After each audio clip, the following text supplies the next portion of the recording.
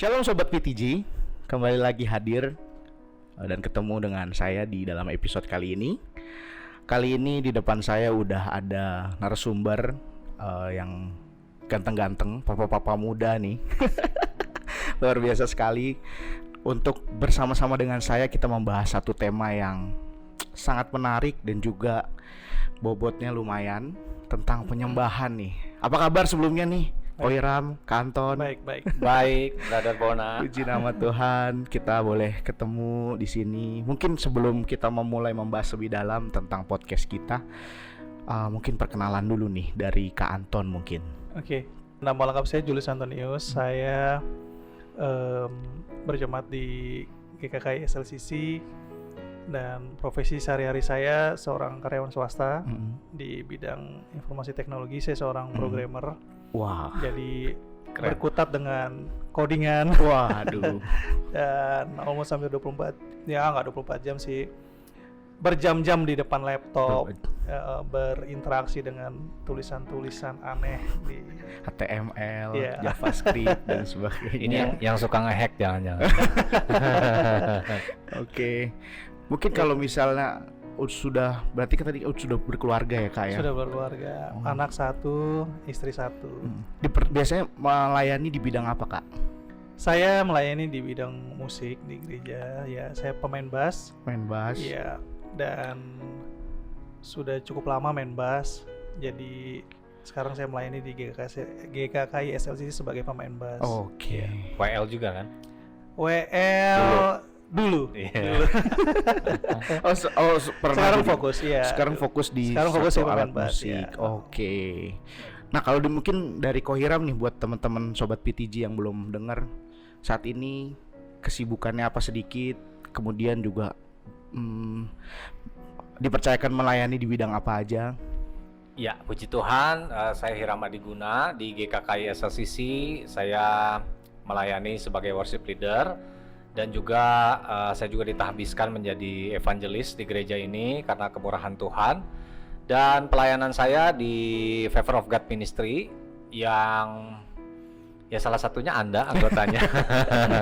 Ini wakil ketua saya ketua di Favor of God Ministry. Dan itu adalah komunitas anak-anak muda yang melayani Tuhan, mengasihi Tuhan. Ya kurang lebih itulah pelayanan saya. Pemimpin sebuah komunitas dan juga seorang worship leader ya dari Kohiram ya. Yes. Oke, kan ngomongin tentang penyembahan nih, Kohiram, Kak Anton. Ini tema yang kayaknya sebenarnya ini harusnya sudah jadi darah daging buat orang-orang Kristen, orang-orang percaya ya. Iya. Kalau dari penyembahan sendiri mungkin menurut pandangan dari Kohiram, mungkin pertama dari Kak Anton dulu deh. Esensinya tuh gimana Kak? Iya. Penyembahan itu adalah, esensi dari penyembahan itu adalah bagaimana kita menyadari eksistensi Tuhan dalam hidup kita. Esensi penyembahan itu terletak pada pribadi yang kita sembah, Tuhan Yesus Kristus.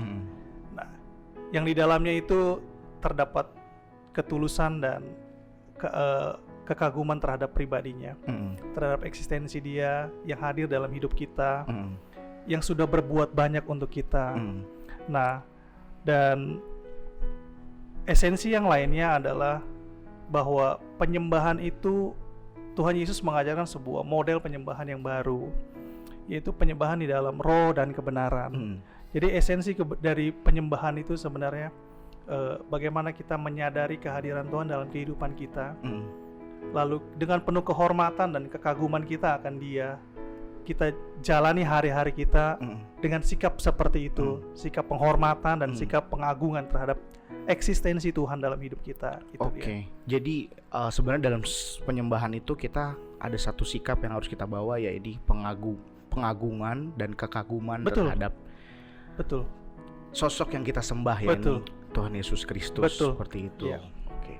Kalau menurut Kohiram nih, kita harus memposisikan seperti apa sih diri kita kalau ingin menjadi seorang penyembah?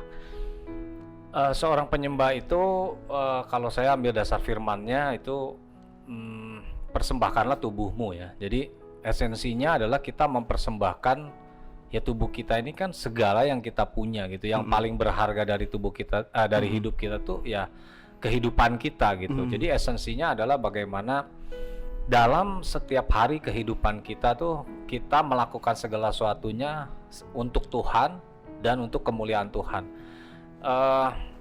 Seperti Paulus bilang, hidup bagiku ada Kristus. Nah, jadi esensi penyembahan bagaimana tuh kita bisa sampai di titik bahwa hidup saya ini untuk Kristus gitu. Apapun yang saya kerjakan saya lakukan untuk hormat kemuliaan Tuhan.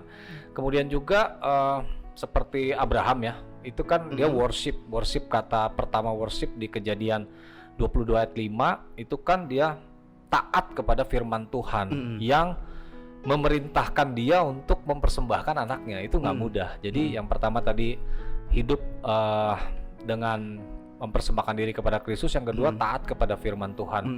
Jadi seluruh kehidupan kita, apapun yang kita kerjakan itu harus sesuai dengan firman Tuhan. Itu esensi penyembahan. Dipenuhi dengan rasa kekaguman dan diikuti dengan rasa taat dan mempersembahkan kehidupan kita yang paling berharga tentunya ya. Betul. Oke, jadi itu esensi dari sebuah penyembahan.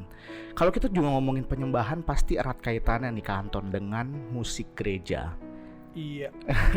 Sebenarnya kalau kehidupan menyembah itu sebenarnya harus diikuti dengan, maksudnya sama nggak sih dengan kita bernyanyi di gereja?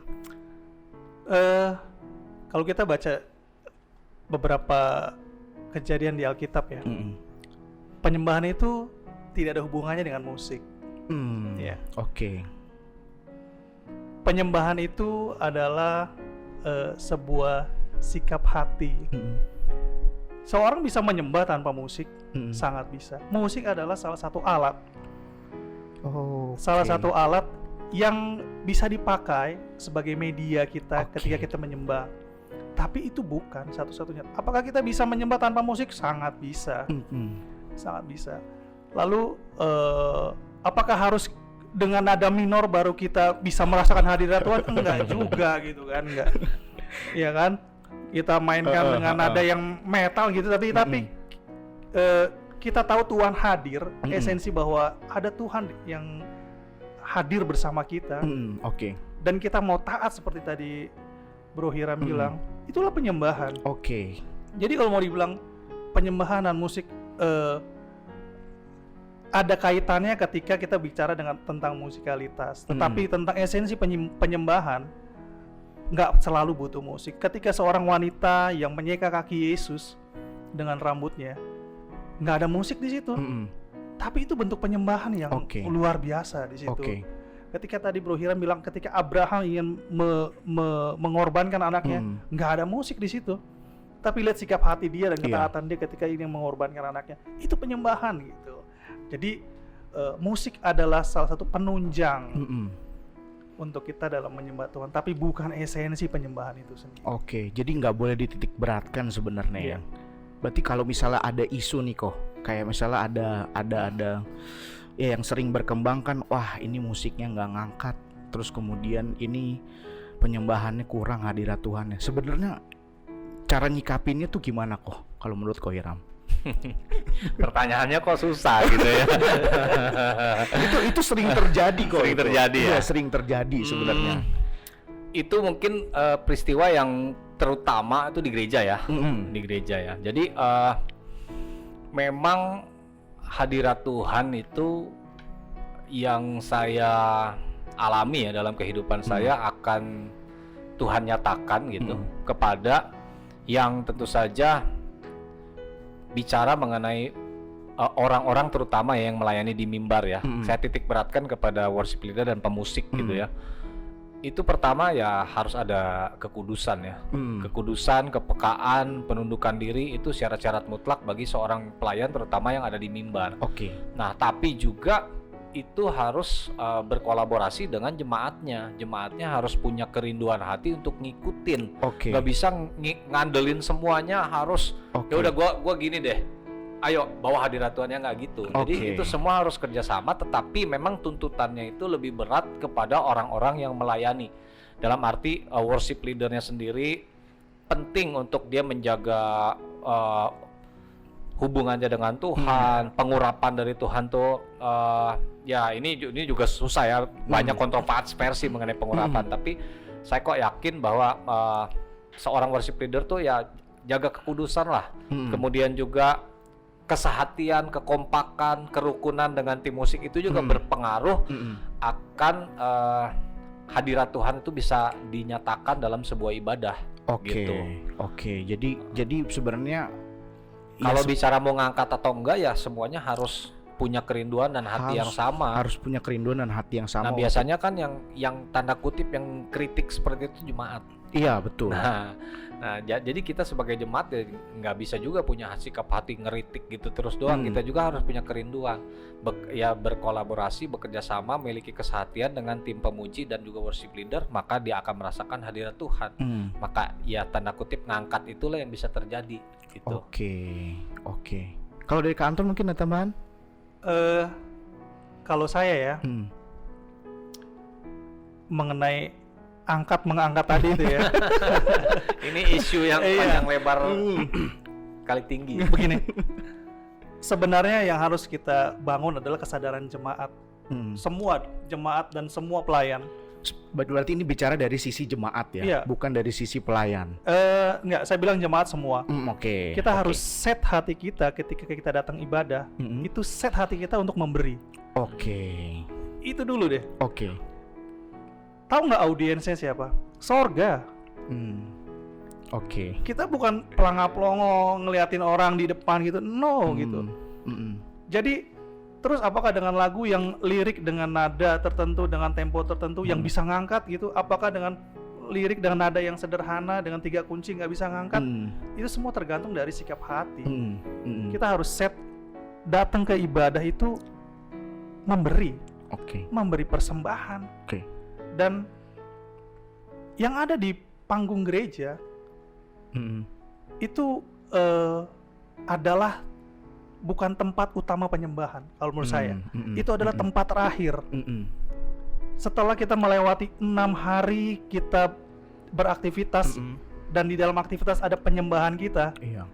Nah di hari ke-7, di hari Minggu itu kita berkumpul. Disitulah kita merayakan. Itu adalah tempat utama untuk kita merayakan penyembahan itu gitu. Jadi ketika semua memiliki kesadaran seperti itu bahwa kita datang untuk memberi, sorga lah yang menonton kita menyembah. Dan setelah 6 hari kita beraktivitas dengan penyembahan kita, kita akan terasa sangat mudah ketika kita mengingat kebaikan Tuhan, apa yang Tuhan sudah buat kita. Mau lagu apa, mau situasi apa, dalam posisi apa, mengangkat itu udah nggak ada isu lagi di situ gitu loh. Menurut saya gitu ya. Jadi kalau misalnya dikolaborasikan ya intinya mindsetnya adalah ya di dalam penyembahan di gereja ya, terutama ya kita harus sama-sama menyembah Tuhan tadi seperti Koiram bilang. Ya, sama mindsetnya adalah ya kita datang untuk memberi. Gitu. Bukan kita dalam tanda kutip ya cuman menikmati aja ya Kak. Yes, correct. Seperti itu. Wah, ini itu menarik ya tadi mengenai jadi bukan cuman hari Minggu doang ya, tapi daily life kita. Itu terutama ya semuanya sebenarnya ada tuntutan untuk itu bagus sekali Seton. Jadi ada tuntutan juga sebenarnya dibangun dari daily life penyembahan. Betul. Itu. Karena saya tambahkan seorang kita sebutlah worship leader ya. Ada peribahasa begini. Anda nggak bisa bawa seseorang melewati jalan yang nggak pernah Anda lewati. Oke. Sejauh mana Anda pernah melewati hubungan Anda dengan Tuhan, sejauh itu pula Anda sebagai pelayan worship bisa membawa jemaat juga bersama-sama.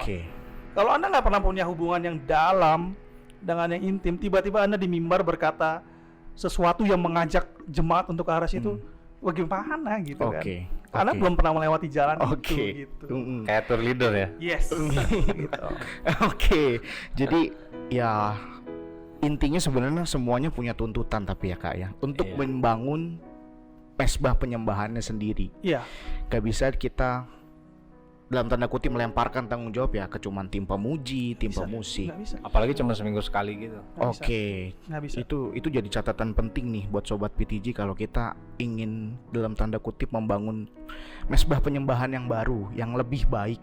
Kita harus punya ya mesbah penyembahan pribadi gitu untuk dibangun di daily life. Tapi kalau bentuk konkretnya gimana tuh Kak? Dari Kanton, bentuk konkretnya kita penyembahan dalam sehari-hari gitu. Penyembahan yang menurut saya itu adalah relasional ya. bukan informasional. Artinya gini, yang dibangun itu relasi. Mulai dari ketika kita buka mata di tempat tidur, lalu kita bisa menyadari ada Tuhan di situ, dan kita bisa buka mata karena Tuhan, itu kita sedang menyembah Tuhan. Oke. Ini Tuhan menurut saya pribadi ya. Terus lalu ketika kita beraktivitas di dalam setiap aktivitas kita sebagai pekerja, pengusaha, pelajar, lalu kita dihadapkan dengan beberapa pilihan, dan dalam memutuskan itu kita ingat Tuhan. Dan akhirnya kita memilih sesuatu yang berkenan di hadapan Tuhan. Itu bentuk ketaatan dan penyembahan gitu. Jadi bentuk konkretnya, sadarilah eksistensi Tuhan dalam hidupmu. Kita tuh nothing tanpa Tuhan. Di luar Tuhan tuh mati gitu loh. Nah itulah bentuk penyembahan konkretnya, realnya ya. Di samping ada pujian, penyembahan, ada tentunya kita harus membangun kedekatan dengan membaca firman Tuhan. Itu konkretnya. Jadi konkretnya juga ya harus actionnya tuh benar-benar kita fokusnya untuk membangun relasi dengan Tuhan. Betul. Kalau menurut Ko Hiram nih, tadi sempat disinggung tentang musik gereja. Sebenarnya kita kalau gitu mungkin ada pertanyaan, nggak terlalu wajib dong kita ikut atau terlibat di dalam, ketika kita ada pujian penyembahan di gereja, berarti kita nggak terlalu wajib dong untuk terlibat, karena kan sebenarnya ya fokusnya kan tadi kan 6 hari sebenarnya. Kalau cuma dititik beratkan di 1 hari ya berarti kan nggak penting-penting amat gitu. Gimana kalau menurut Ko Hiram ada pertanyaan seperti itu? Ya orang yang nanya kayak gitu ya kalau gitu nggak usah ke gereja gitu kan. Bercandanya begitu gitu kan. Jadi gini, dalam gitu. Sarkasnya gitu ya. Jadi dalam worship itu ada yang saya alami ya dalam kehidupan saya puji Tuhan pernah jadi full timer juga, kurang lebih 7 tahun, dan itu ya namanya full timer tiap hari ya kerjaannya nyembah Tuhan, beribadah, ya doa, keliling doa dan lain sebagainya, sampai pernah puasa Esther juga gitu. Jadi yang namanya penyembahan di gereja itu yang saya mengerti dan saya alami adalah corporate worship. Ketika sehari-hari kita menyembah Tuhan, misal ada waktu pribadi, kemudian tadi juga waktu dibilang konkretnya basicnya itu sangat kuat sekali yang Brother Anton sampaikan, tetapi di gereja itu adalah saatnya kita untuk membangun satu corporate worship, seperti halnya di let's say di loteng Yerusalem. Itu kan orang bersama-sama menyembah, ada kekuatan ketika 2-3 orang berkumpul. Di kitab Tawarik dibilang orang-orang itu datang ke bait Allah untuk mempersembahkan segala sesuatu, sampai ketika ada corporate worship itu ya, itu hadirat Tuhan tuh dinyatakan, bahkan mungkin lebih, sampai kan di kitab Tawarik dikatakan tuh orang-orang sampai nggak kuat gitu ya untuk berdiri karena ada awan kemuliaan Tuhan turun. Dan puji Tuhan saya pernah sekali ngalamin itu waktu di Bukit Doa Getsemani. Itu kita ngadain corporate worship. Jadi ini juga menjawab pentingnya ketika dalam gereja tuh kita terlibat gitu. Kenapa kita harus merasakan yang namanya corporate worship itu? 2-3 orang punya kesehatian, punya kesepakatan untuk menyembah Tuhan, itu pasti powerful. Dan di Bukit Getsemani itu saya pernah ngalamin tuh bener rasa kayak seperti awan kemuliaan Tuhan tuh turun gitu. Saya mau berdiri aja kayak nggak bisa, dan semua orang tuh kebanyakan tersungkur untuk menyembah Tuhan. Jadi rasanya rugi juga lah kalau misalnya kita datang ke gereja kita nggak terlibat dalam pujian penyembahan. Buat apa gitu? Balik lagi tadi mindsetnya adalah ya kita sama-sama merayakan tadi Kak Anton bilang ya, dan juga ya tadi yang Ko Hiram bilang itu bahwa ada kekuatan dalam corporate worship, yakni poinnya adalah kesepakatan ya Ko ya. Kesepakatan, kesehatian. Karena Tuhan suka dengan itu semua, kerukunan gitu. Ini jadi catatan penting nih buat sobat-sobat PTG. Kalau kita datang, kita sekarang ubah mindset kita mungkin yang salah ketika kita menyembah Tuhan di gereja. Wah, ini luar biasa sekali buat saya. Kalau misalnya ada tips nggak kok dari Ko Hiram untuk membangun sebenarnya membangun mesbah atau membangun tadi pujian penyembahan dan karakter itu dari kebiasaan itu dari rumah? Mungkin ada tipsnya kok. Jadi penyembahan itu harus menjadi sesuatu yang excited. jangan sampai penyembahan itu menjadi sesuatu yang membosankan. Nah, jadi kalau saya pribadi, tadi Bang Anton bicara mengenai keintiman dengan Tuhan. Itu saya, kalau tips dari saya, selalu mulai pujian penyembahan waktu pribadi itu dengan bersyukur. Bersyukur, karena kan firman Tuhan juga bilang bahwa kita menghadap wajahnya dengan nyanyian syukur, kemudian bersorak-sorai dengan mazmurnya pujian, baru ada tahap selanjutnya itu sujud menyembah. Nah, artinya awalilah waktu pribadi kita dengan bersyukur, kemudian memuji Tuhan, karena ini definisinya sebenarnya berbeda gitu ya. Kalau menurut pandangan saya, barulah kita menyembah Tuhan, masuk ke dalam hadirat Tuhan. Nah, ketika kita sujud menyembah berlutut di hadapan Tuhan itu, ada firman Tuhan berkata, pada hari itu kita mendengar suaranya. Jadi tips untuk penyembahan, awalilah dengan ucapan syukur, ambil waktu pribadi, luangkan waktu pribadi bersama dengan Tuhan, memuji Tuhan, kemudian menyembah sampai kita bisa mendengar suara Tuhan. Nah, suara Tuhan itulah yang saya alami itu, ketika kita mendengar suara Tuhan, kita uji kebenarannya dan itu memang terjadi. Contoh salah satu suara Tuhan yang paling saya nggak bisa lupakan adalah mengenai istri saya, bahwa Tuhan bilang bahwa inilah yang terbaik buat kamu, gitu kan. Atau juga pernah waktu saya bilang saya mau jadi full timer 7 tahun di usia saya yang 22 waktu itu. Itu bukan keputusan mudah. Tapi ketika saya menyembah Tuhan, bersyukur, memuji Tuhan dan masuk penyembahan, saya dengar suara Tuhan dan saya mulai hidup sesuai dengan yang saya dengar itu, firman Tuhan itu sendiri, barulah terjadi sesuatu yang excited. Jadi bagaimana tipsnya? Lakukanlah itu sampai kita masuk ke dalam penyembahan, kita bisa mendengar suara Tuhan dan kita belajar taat terhadap suara itu, maka kita lihat apa yang bisa terjadi dalam kehidupan kita. Itu nggak pernah boring gitu. Excited banget.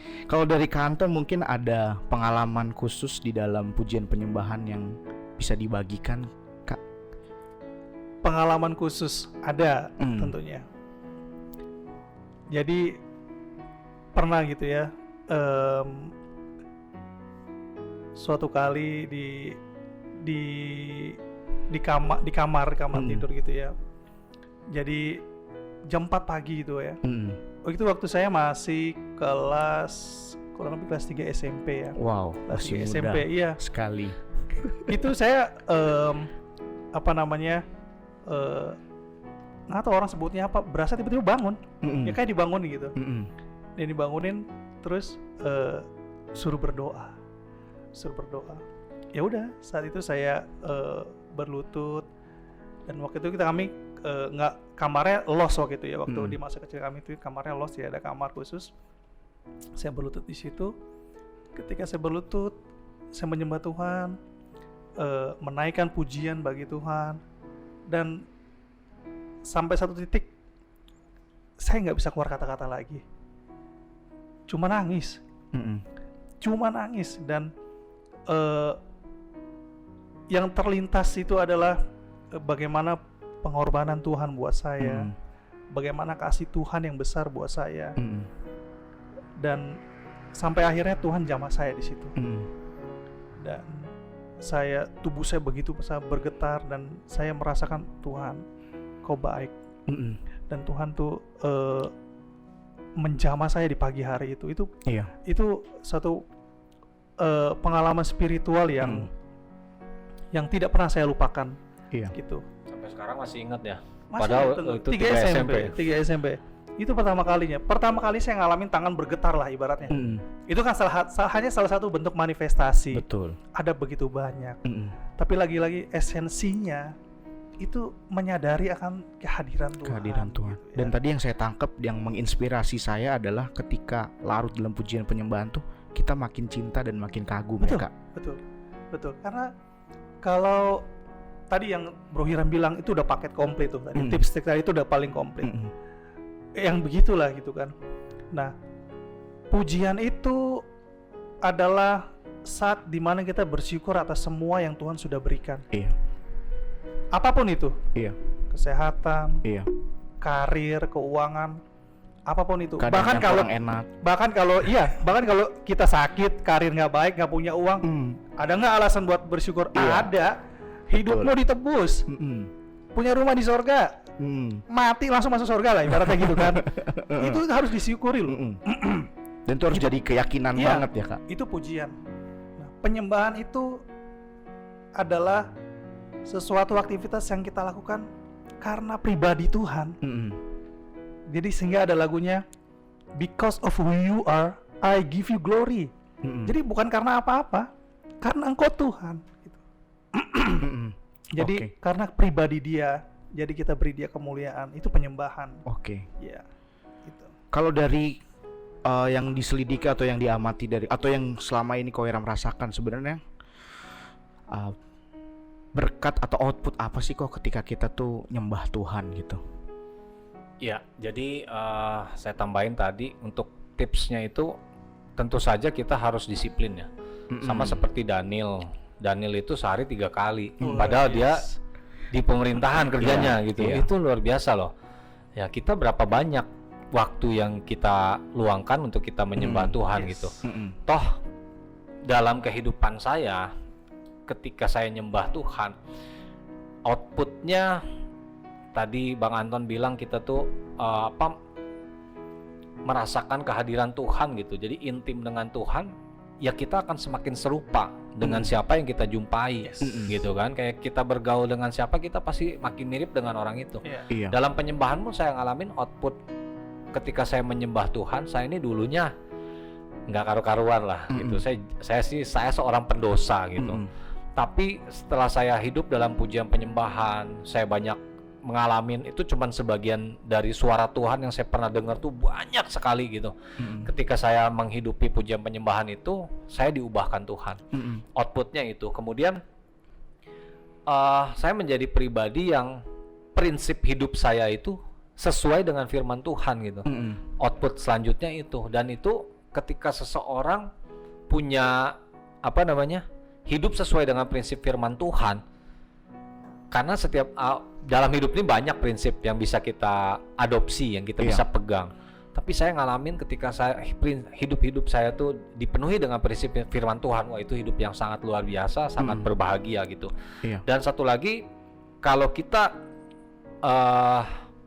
output penyembahan adalah kita semakin serupa dengan Kristus, karakter kita diubahkan, ya penuh dengan kasih, punya hati untuk jiwa-jiwa, punya pengen jadi berkat bagi orang, mau melayani, ya kurang lebih seperti itulah outputnya. Berarti kalau secara kesimpulannya sebenarnya orang yang menyembah Tuhan, mengenal Tuhan lewat penyembahan, dia harusnya punya karakter Kristus, betul ya Kak? Iya, betul. Karena ada prinsip peleburan. Dirimu akan sama dengan siapa yang kau sembah. Betul sekali kata Bro Hiram. Seharusnya kau harus serupa dengan siapa yang kau sembah. Dalam hal ini serupa dengan Tuhan Yesus Kristus. Gitu. Berarti kalau misalnya kita dalam tanda kutip mengaku sebagai seorang penyembah Tuhan, tapi kelakuan kita aneh-aneh, nah itu berarti pertanyaan ya Kak ya? Iya. Terlepas dari itu sensitif sekali ya. Terlepas dari sifat human nature manusia itu sendiri ya. Kita nggak sempurna 100%, kemungkinan berbuat dosa ada banget, 100% juga ada. Tetapi bagaimana kita menjaga kemampuan menjaga hubungan dengan Tuhan. Karena mungkin Bro Hiram juga pernah alamin, ketika ingin melakukan sesuatu, kok ada sesuatu di dalam hati yang suatu kesalahan misalnya gitu ya, kok ada sesuatu yang jangan lo gitu loh, dan suara itu mengganggu gitu. Nah, suara itu adalah suara Roh Kudus yang mengingatkan kita. Nah, sejauh mana kita merespon suara itu akan mempengaruhi sensitivitas suara itu. Kalau kita makin lama mengabaikan suara itu, percayalah makin lama kita juga makin nggak sensitif dengan suara itu. Tapi kalau kita makin setiap ada teguran, setiap ada ingin berbuat sesuatu dan ada suara Roh Kudus dan kita sensitif dengan hal itu, suara itu akan terus terpelihara. Kita akan terus terjalin intim. Berarti yang saya tangkap, ketika seorang itu memiliki gaya hidup penyembahan, di samping juga memiliki pujian, memiliki kebiasaan untuk memuji dan menyembah, mempunyai mesbah pribadi lah yang itu berarti dia akan semakin peka, dan juga pastinya tujuannya, goalnya adalah serupa dengan Kristus. Betul. Saya tambahin dikit ya. Oke. Karena betul seperti yang Bang Anton bilang, pujian penyembahan itu adalah aktivitas rohani. Makanya di Yohanes 4 ayat 20-23 yang selalu kita dengar, menyembah dalam roh dan kebenaran. Artinya ketika kita menyembah Tuhan, roh kita ini, kapasitas roh kita ini diperbesar. Maka seharusnya seorang penyembah itu ketika kapasitas rohnya diperbesar dan semakin dia melakukannya dalam aktivitas rohani tersebut, rohnya semakin kuat. Dan ketika tadi Bang Anton bilang diperhadapkan, kalau roh kita yang kuat dan daging kita lemah, maka kita akan ikut suara tersebut. Jadi saya kok yakin kalau memang seseorang hidup dalam pujian penyembahan, maka karakternya pun akan menjadi berkat, akan berbuah, akan orang tuh bisa lihat gitu. Dan itulah, pujian penyembahan yang genuine, gitu. Sometimes ya seperti tadi Bona bilang, saya balikin nih ke pertanyaannya yang sensitif ya. Ada orang bilang, oh saya ini pemuji, saya penyembah, tetapi hidupnya tidak menjadi berkat, orang tidak bisa melihat buah dari orang tersebut, bahkan menjadi batu sandungan. Itu tanda tanya besar bagi saya, tapi saya tidak mau menghakimi bagaimana kehidupan penyembahannya. Dan itu tuntutan kepada saya pribadi nih. Betul. Apalagi kita pelayan Tuhan, saya worship leader, ya. Dan saya juga tahu seperti Bang Anton bilang tadi, kita buat kesalahan, tapi bagaimana kita dengan Roh Kudus yang bekerja tuh, artinya kita mungkin bisa menebus kesalahan tersebut. Kita salah tapi jangan salah lagi. Kita bisa merecovery, misalnya orang punya image negatif yang tidak bisa kita hindari karena kesalahan kita, tapi kita bisa tunjukkan bahwa ketika kita menyembah Tuhan, kita semakin serupa dengan Kristus, kita bisa berubah. Dan itu malah bisa menjadi berkat gitu. Luar biasa sekali, ini sangat menginspirasi jawaban-jawaban dari kakak-kakak rohani saya ini. Luar biasa. Namun kita sudah ada di penghujung acara. Terima kasih untuk Sobat PTG yang sudah mendengarkan. Terima kasih juga buat narasumber Kak Anton, Ko Hiram untuk insight-insight yang sangat inspirasional gitu untuk mengenai penyembahan adalah gaya hidup ya. Wow, luar biasa. Kita sudah sampai di penghujung acara, teman-teman Sobat PTG sekalian. Terima kasih sudah mendengarkan podcast kita. Semoga ini benar-benar menjadi berkat. Sampai ketemu di episode podcast lainnya, di podcast Talk Within Generation, Perceive Life from Another Perspective. Shalom.